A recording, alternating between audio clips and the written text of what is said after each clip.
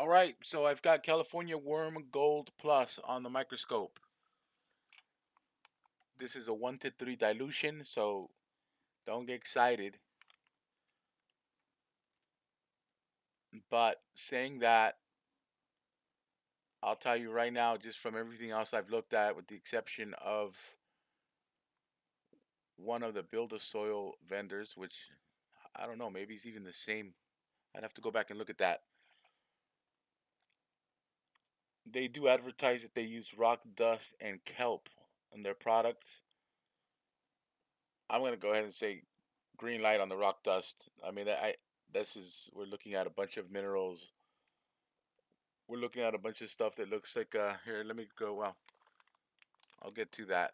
But all the stuff that looks like glass and all these shards, this stuff, all these little shiny, blingy diamond slash glass looking.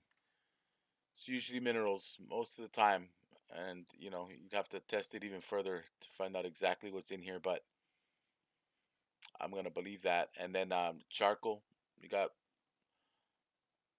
a lot of carbon in here, man. That's good. So carbon, all this dark black stuff. The lighter it gets, you start getting into different humic and fulvic acids, and I'm at an SP10 right now, which is 100 time optical magnification. What I'm not seeing though is life. I'm not seeing any of the big players. I'm not seeing nematodes. I'm not seeing testate amoebas. I'm not looking at crushed amoebas. I'm looking at minus bacteria, because bacteria again is always present. I've yet to see anything that doesn't have bacteria in it. I'm talking about anything. So we'll go 400 real quick, and there's your bacteria just jittering around. So you've got aggregation. You have, this is all the stuff that bacteria starts kind of getting together and creating soil, and it's here. All these little shards, again, more mineral rock dust. So they're definitely adding to their castings, which I appreciate. That's the right thing to do. It helps the worms digest their food. They use that kind of, apparently, like chickens have gizzards. I've always known that, but I've never really known what a gizzard. So they use that dust. The worms use the dust to grind down what they're digesting. So the rock dusts are important. Not to mention what you're adding to your overall big picture. Kelp, I don't think there's any way I can recognize kelp in the system. It's probably been processed and eaten actually, and which is a good thing because then the worms push that out and it's ready. It's ready for your plants.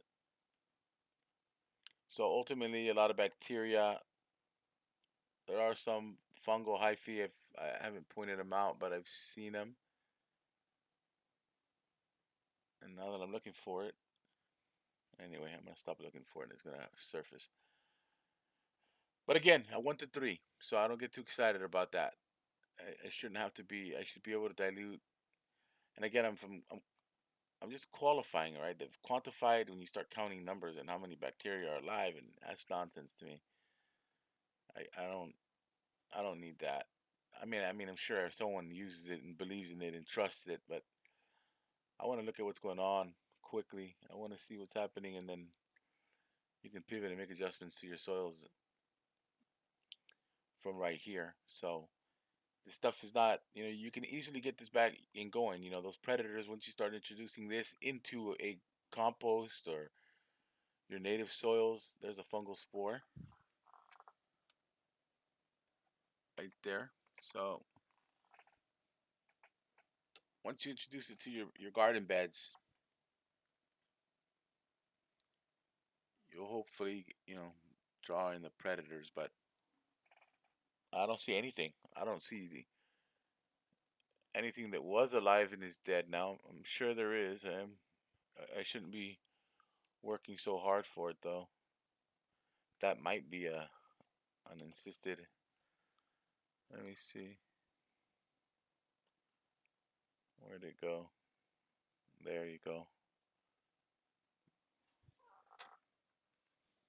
Maybe that's an insisted test amoeba or something. Insisted meaning they kind of put themselves in their little shell, and whenever they get disturbed and shaken up the way I just did to put them into this slide,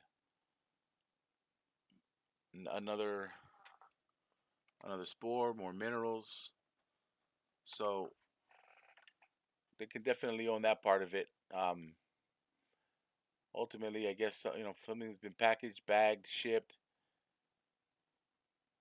You've got the bacteria in here. We just need to get the nutrient cycle going, and you need to get the predators in here. Which, once you start adding them to your compost and your garden beds, they should be there already.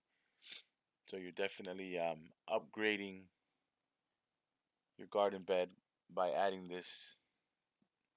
And again, a 1 to 3. I'd like to see this in a 1 to 8, a 1 to 10.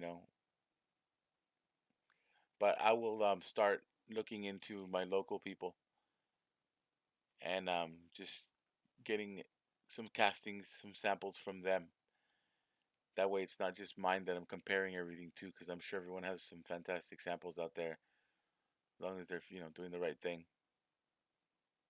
Anyway, that's it. I'm out. I hope this helps.